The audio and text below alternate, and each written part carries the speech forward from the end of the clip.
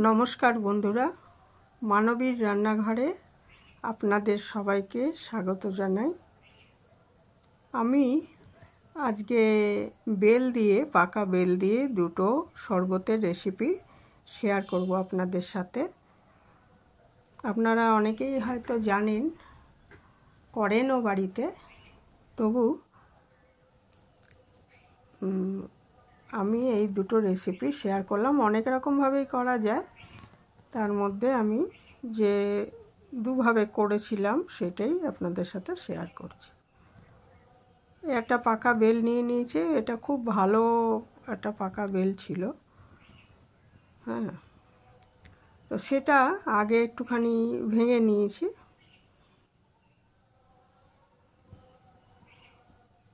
হাত দা দিয়ে বা এই যে নারকেল যেরকম ফাটায় ওইভাবে ফাটিয়ে নিয়েছি আর কি।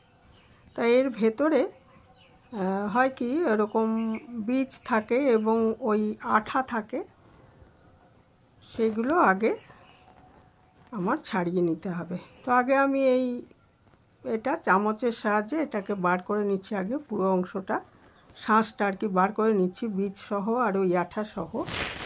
তারপরে আমি আঠা আর বীজ এগুলো বার করে দেব এবং এটার থেকে ভালো মতো জল দিয়ে একটু হাত দিয়ে চটকে কাত বানিয়ে নেব। তবে গ্রাইন্ডারে কাজটা করবেন না, কারণ বীজটা গ্রাইন্ডারে পিষে গেলে তেতো হয়ে যাবে, ওই জন্য হাতেই করতে হবে।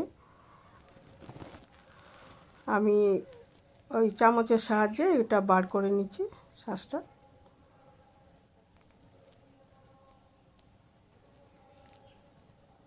একটু শক্ত শক্ত ভাব থাকে অনেক সময় ভেতরে, সেটাও হাত দিয়ে একটু আর জল দিয়ে করে নিলে ওটা নরম হয়ে যাবে। তার আগে আমি বীজ আর আঠাটা ছাড়িয়ে নেব। আর এই গরমে এই বেলের শরবত খুবই উপকারীও আর খেতেও খুব ভালো লাগে।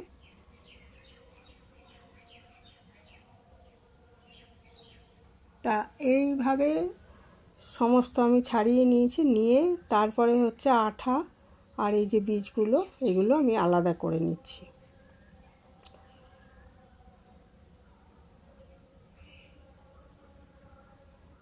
একদম আঠা একদম এখানে অত দেখা যাচ্ছে না, একদম সেই অনেক সময় দেখা যায় লেবুর কোয়ার মতো একদম আঠাটা রয়েছে আর বীজ থাকে তার মধ্যে, সেটাকে আমার বার করে নিতে হবে। আর বাকি হাত দিয়ে যত সময় বার করব, তারপরে এটা থেকে কাত বার করে নিয়ে সেটাকে আমার ছাঁকতে হবে, তখন বাকি বীজ আঁশ যা থাকুক সেটা বার হয়ে যাবে।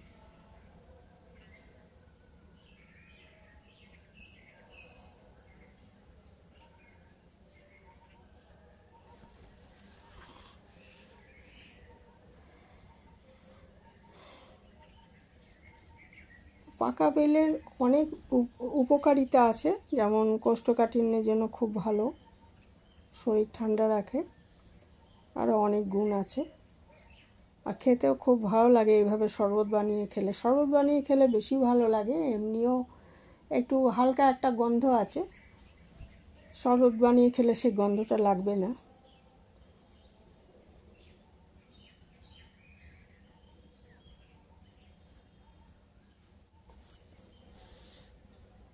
এই গন্ধটা অনেকে পছন্দ করেন না, কিন্তু এইভাবে শরবত বানালে গন্ধটা লাগবে না এবং তারাও খাবেন, খুবই ভালো হয় খেতে। দু ধরনের শরবতই খুব ভালো হয় খেতে। প্রথমে আমি একটা টাইপ দেখাবো। আর এইভাবে এই যে কাত বানিয়ে রেখে, এটা কিন্তু ফ্রিজে সংরক্ষণ করা যায়, মানে একটা এয়ারটাইট পাত্রে রেখে দিলে 6-7 দিনও ওই কাতটা রাখা সম্ভব। বেলের যে সেটা রাখা সম্ভব। তারপরে যখন প্রয়োজন হলো বার করে ওটা শরবত বানিয়ে নিলেন, সেইভাবে করতে পারেন। তো আমি 2 দিনে করেছিলাম। প্রথমে অর্ধেকটা নিয়ে আমি এক রকমের শরবত বানিয়েছি। এই যে আমি জল দিয়ে এটাকে চটকে নিচ্ছি হাত দিয়ে, একটু জল দিয়ে করে নিতে হবে, না হলে ওটা ঠিকমতো হবে না। জল দিয়ে আমি ভালো করে এটাকে চটকে এটার একটা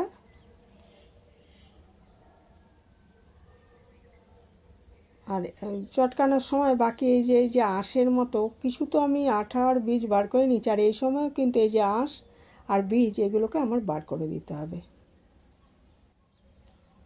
এগুলো আমি বার করে নিয়েছি। আর বুঝিয়ে আমাকে জলটা দিয়ে এটার আমি একটা মিশ্রণ তৈরি করব। আর একটু শক্ত মতো অংশ থাকলে যদি সেটা নরম না হয় তো সেটা আমি ফেলে দিয়েছি, যদি একটু ছিল সেরকম ভাব।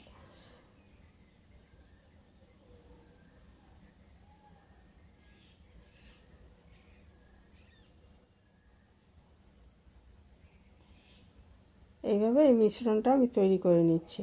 নিয়ে আমি দুটো ভাগ করে নেব। একটা ভাগ আজকে এক রকমের শরবত করে দেখাবো। দেখুন আমি কাঠটা বার করে নিয়েছি সব। এবার এটাকে একটা ছাঁকনি দিয়ে অন্য একটা পাত্রে আমি এটা ছেঁকে নিচ্ছি। খুব ভালো করে ছেঁকে নিলে কি হবে, বাকি যে আঁশ আর বীজ ছিল সেটাও বার হয়ে যাবে।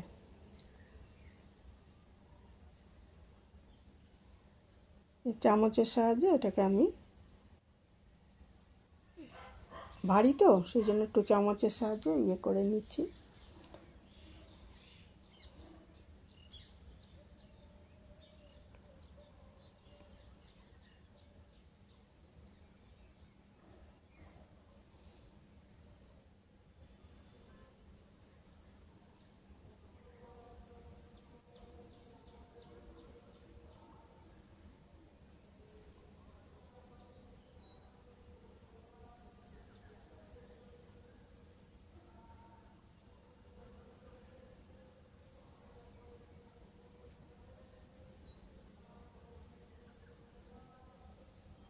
এভাবে আমি ছেঁকে নিচ্ছি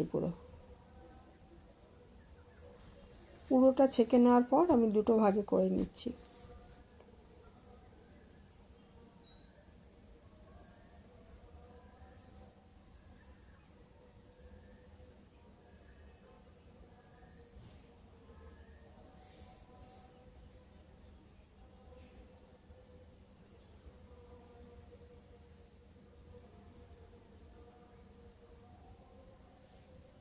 এর সম্পূর্ণটাই আমি ভালো মতো ছেঁকে নিয়েছি। এটাকে আমি দুটো ভাগে ভাগ করে নিচ্ছি। একটা ভাগ এক রকমের শরবত নিচ্ছি। এই যে ডান দিকে ওই প্লাস্টিকের একটা বাটি, এয়ারটাইট বাটি, এটার মধ্যে আমি অর্ধেকটা মতো ইয়ে করে আমি ফ্রিজে রেখে দিচ্ছি। আগামীকাল ওটা অন্য এক ধরনের, আমি দুদিনে দু রকমের শরবত বানিয়েছি। আজকে আমি বানাচ্ছি যেটা এই ব্ল্যাক সল্ট বা ওই বিট নুন দিলাম, ভাজা জিরে দিলাম, আর গুড় দিয়েছি আজকে। হ্যাঁ, এটার মধ্যে একটু পুদিনা পাতা দিয়েছি, তাহলে সুন্দর একটা গন্ধ হবে। আর এটা আমি গুড় দিয়ে আজকে করেছি এই শরবতটা। গুড়ের বদলে চিনি দিতে পারেন, বাতাসা দিতে পারেন, লেবুর রস দিয়ে দিচ্ছি একটু।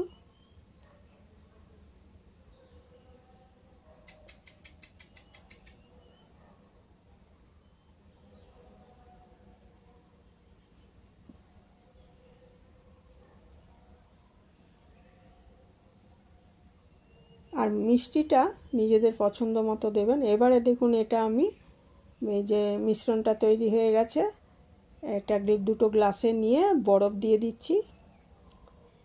এত গরম যে আইসগুলো গলে যাচ্ছে। তারপরে এটা তো খুব ঘন, এর মধ্যে আমি জল দিয়ে দিচ্ছি পরিমাণ মতো। তো ঘন পাল্প বার করেছি, এটার মধ্যে জল দিয়ে তারপরে এটা আমি চামচের সাহায্যে সব মিশিয়ে দিচ্ছি।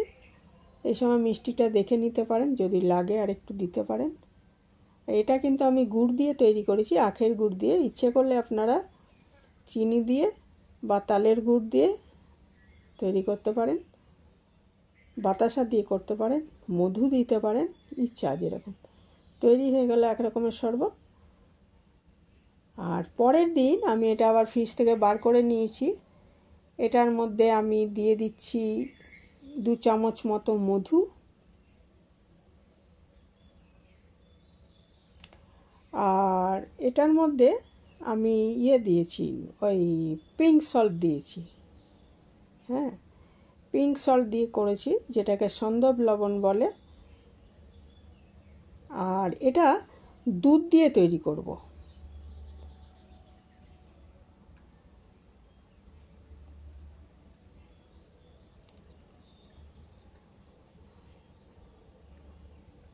এই আমি পিঙ্ক সল্ট দিয়ে দিচ্ছি বা সন্দব লবণ দিয়ে দিচ্ছি। উপাসের দিনে কিন্তু অনেকে আছে যে এমনি লবণ খান না, তারা এটা তখন সন্দব লবণ ব্যবহার করেন, তো সেইভাবে দেখিয়েছি আর কি আমি এটা। এবারে এই মিশ্রণটা আমি 2 গ্লাসে নিয়ে নিচ্ছি। আর এর মধ্যে 1 কাপ করে দুধ, ধরুন এটা 1/3 মতো গ্লাসে 1/3 মতো মিশ্রণ দেব, আর বাকিটা আমি 1 কাপ করে দুধ 2 গ্লাসে দেব। এটা দুধ দিয়ে তৈরি করা হবে আর কি। এটা অসম্ভব সুস্বাদু হয়েছিল খেতে, দুটোই খুব ভালো হয়েছিল, কিন্তু এটা যেন বেশি ভালো লাগছিল খেতে, দুধ দিয়ে যেটা করা হয়েছে। দুধ দিয়ে যেটা করেছি সেটা আমি দিয়েছি মধু, পিঙ্ক সল্ট আর দুধ, আর ওই বেলের পাল্পটা। আর দেখুন আমি দুধ দিয়ে দিচ্ছি 1 কাপ করে, 2 গ্লাসে আমি 1 কাপ করে দুধ দিয়েছি। আর ওপরে বরফ দিয়ে পরিবেশন করব। এটা অসম্ভব সুস্বাদু হয়েছিল খেতে। এইভাবে 2 দিনে 2 রকমের শরবত বানিয়েছিলাম, আরও অনেক রকমভাবে করা যায়। খেতে যেমন সুস্বাদু, শরীরের জন্য সেরকম ভালো। এরকম পাল্প বানিয়ে রেখে দিলে আপনি 4-5 দিন তো আরামসে রাখা যাবে ফ্রিজে, তার যখন দরকার বার করে খাওয়া যায়। আজ এখানেই শেষ করলাম। ভালো থাকবেন সবাই। যারা এতক্ষণ দেখলেন তাদের অসংখ্য ধন্যবাদ।